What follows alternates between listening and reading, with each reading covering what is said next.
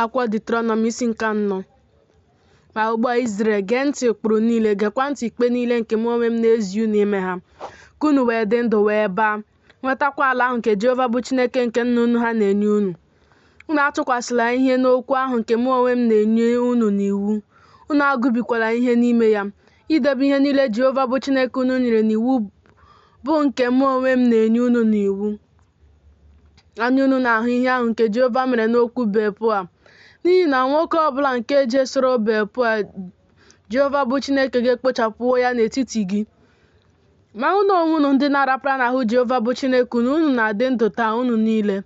Lee, eziwo m unu ụkpụrụ niile dị iche iche na ikpe dị iche iche dịka Jehova bụ Chineke m nyere ya iwu, ka unu wee mee otu a n'etiti ala ahụ ebe unu onwe unu na-aba inweta ya.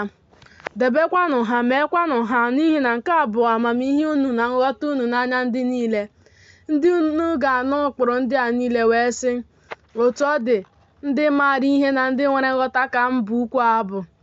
N'ihi na ole mba ukwu dị nke nwere chi dị ya nso dịka Jehova bụ Chineke anyị si dị n'ihe niile anyị kpọkuworo ya? Ole mba ukwu dịkwa nke nwere ụkpụrụ na ikpe ziri ezi dịka iwu a niile nke mụ onwe m na-etinye n'ihu unu taa? Naanị lezie onwe gị anya, debekwa mkpụrụ obi gị nke ọma, ka ị ghara ichezu ihe niile nke anya gị abụọ hụrụ, ka ha gharakwa isi n'obi gị wezuga onwe ha ụbọchị niile nke ndụ gị, kama gị mee ka ụmụ gị na ụmụ ụmụ gị mara ha. Ụbọchị nke ị guzoro n'ihu Jehova bụ Chineke gị n'ime Horeb, mgbe Jehova sịrị m, kpọkọtara m ndị m ga-emekwa ka ha nụ okwu m niile, ka ha wee mụta ịtụ egwu m ụbọchị niile nke ha onwe ha na-adị ndụ n'elu ala, ka ha wee zikwa ụmụ ha. Unu wee bịaruo nso, guzo n'okpuru ugwu ahụ. Ugwu ahụ na-ere ọkụ ruo obi eluigwe na ọchịchịrị, na igwe ojii na oke ọchịchịrị. Jehova wee si n'etiti ọkụ ahụ gwa unu okwu. Ọ bụ olu okwu ka unu onwe unu na-anụ, ma ọ dịghị onye unu na-ahụ anya, naanị olu. O wee gosi n'ọgba ndụ ya nke o nyere unu iwu ime, bụ okwu 10 ahụ. O wee dee ha n'elu mbadamba nkume abụọ. Ọ bụkwa mụ ka Jehova nyere iwu na mgbe ahụ izi unu ụkpụrụ dị iche iche na ikpe dị iche iche, ka unu wee mee ha n'ala ahụ ebe unu na-agabiga inweta ya. Lezikwanụ mkpụrụ obi unu anya nke ukwuu, n'ihi na unu ahụghị ụdị ọbụla n'ụbọchị Jehova si n'etiti ọkụ ahụ gwa unu okwu na Horeb, ka unu wee ghara ibibi onwe unu, wee mere onwe unu arụsị apịrị apị, bụ ụdị nke oyiyi ihe atụ nke oke ma ọ bụ nwunye, ihe atụ nke anụmanụ ọbụla nke dị n'ụwa, ihe atụ nke nnụnụ ọbụla nke nwere nku nke na-efe n'eluigwe, ihe atụ nke ihe ọbụla nke na-akpa akpa n'ala, ihe atụ nke azụ ọbụla nke dị na mmiri n'okpuru ụwa, ka ị wee gharakwa iweli anya gị abụọ lee eluigwe, hụ anyanwụ na ọnwa na kpakpando bụ ụsụ niile nke ihe eluigwe, wee duhie gị, wee kpee isi ala nye ha, fee ha, bụ ihe nke Jehova bụ Chineke gị kesaworo ndị niile n'okpuru eluigwe niile. Ma Jehova ewerewo unu mee ka unu si n'oke ọkụ igwe ahụ bụ Ijipt pụta, bụrụ ya ndị nketa. Otu ọ dị taa, Jehova wee wesakwara m iwe n'ihi okwu unu, wee ṅụọ iyi na m gaghị agabiga Jọdan, na m gaghị abakwa n'ezi ala ahụ nke Jehova bụ Chineke gị na-enye gị ka ọ bụrụ ihe nketa.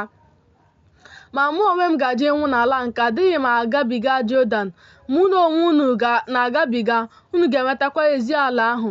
Lezienụ onwe unu anya, ka unu ghara ichezu ọgba ndụ nke Jehova bụ Chineke unu nke unu na ya gbara, unu wee mere onwe unu arụsị apịrị apị, bụ ụdị ihe ọbụla nke Jehova bụ Chineke gị nyere gị iwu banyere ya si emela. N'ihi na Jehova bụ Chineke gị ọkụ na-eripịa ka ọ bụ.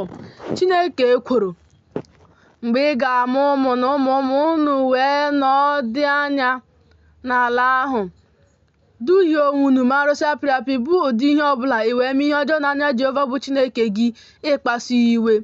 Emewo m ka eluigwe na ụwa gbagide unu ama taa, na unu ga-alapụsị n'iyi ngwa ngwa n'ala ahụ nke unu na-agabiga Jọdan ịba n'ebe ahụ inweta ya. Unu agaghị eme ka ụbọchị unu dị anya n'elu ya, kama a ga-ekpochapụ unu ekpochapụ. Jehova ga-emekwa ka unu gbasaa n'etiti ndị niile. Unu ga-afọdụkwa ndị ikom ole na ole n'etiti mba niile ọzọ, ebe Jehova ga-eduga unu. Unu ga-efekwa chi n'ebe ahụ, ndị bụ ọrụ aka mmadụ, bụ osisi na nkume nke na-adịghị ahụ ụzọ, ha adịghị anụkwa ihe. ha adịghị eri ihe, ha adịghị anụkwa isi.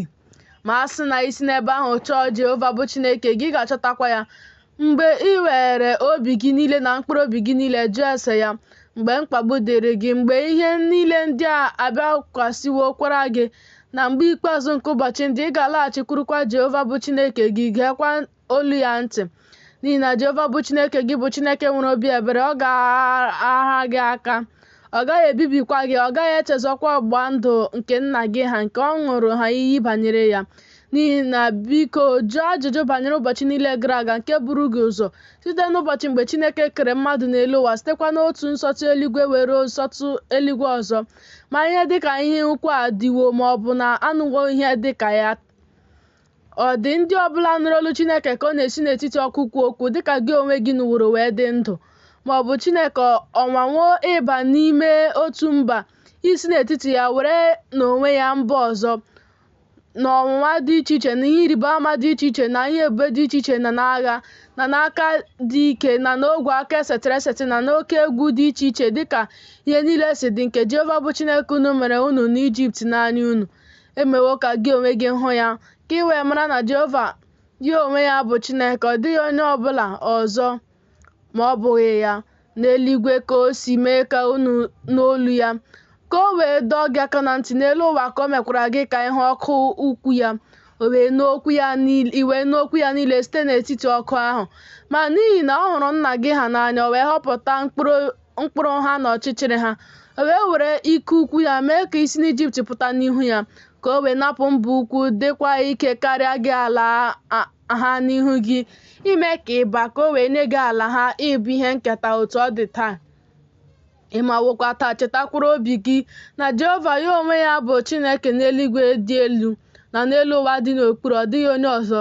Ị ga-edebekwa ụkpụrụ ya niile na ihe niile o nyere n'iwu, nke mụ onwe m na-enye gị n'iwu taa, ka ọ wee dịrị gị mma, dịkwara ụmụ gị ga-anọchi gị, ka ị wee mekwa ka ụbọchị gị dị anya n'elu ala ahụ nke Jehova bụ Chineke gị na-enye gị ụbọchị niile. Mgbe ahụ Mosis kpapụtara obodo atọ n'ofe Jọdan n'ụzọ ọwụwa anyanwụ, ka ogbu mmadụ wee gbalaga n'ebe ahụ, bụ onye na-egbu agbata obi ya na-amaghị ama, ma ya onwe ya akpọghị ya asị na mgbe gara aga, ka o wee gbalaga n'otu n'ime obodo ahụ wee dị ndụ, bụ Bizza n'ime ọzara n'ala ahụ dị larịị, ka ọ dịrị ndị Ruben, na Ramot n'ime Gilead, ka ọ dịrị ndị Gad, na Golan n'ime Bashan, ka ọ dịrị ndị Manase. Nke a bụkwa iwu ahụ nke Mosis doro n'ihu ụmụ Izrel. Ndị a bụ ihe àmà na ụkpụrụ na ikpe nke Mosis gwara ụmụ Izrel mgbe ha si n'Ijipt pụta, n'ofe Jọdan, na ndagwurugwu ahụ, na ncherịta ihu Bepua, n'ala Saịhọn bụ eze ndị Amọrait, onye bi na Heshbọn, na onye Mosis na ụmụ Izrel tigburu mgbe ha si n'Ijipt pụta. Ha wee weta ala ahụ n'ala Ọg bụ eze Bashan, bụ eze abụọ ndị Amọrait, ndị dị n'ofe Jọdan n'ụzọ ọwụwa anyanwụ, site na Aroea nke dị n'ụsọ ndagwurugwu Anọn wee ruo ugwu Saịhọn, nke ahụ bụ Hemon, na Araba niile n'ofe Jọdan n'ụzọ ọwụwa anyanwụ, wee ruo oke osimiri nke Araba n'okpuru mkpọrụbe Pisga.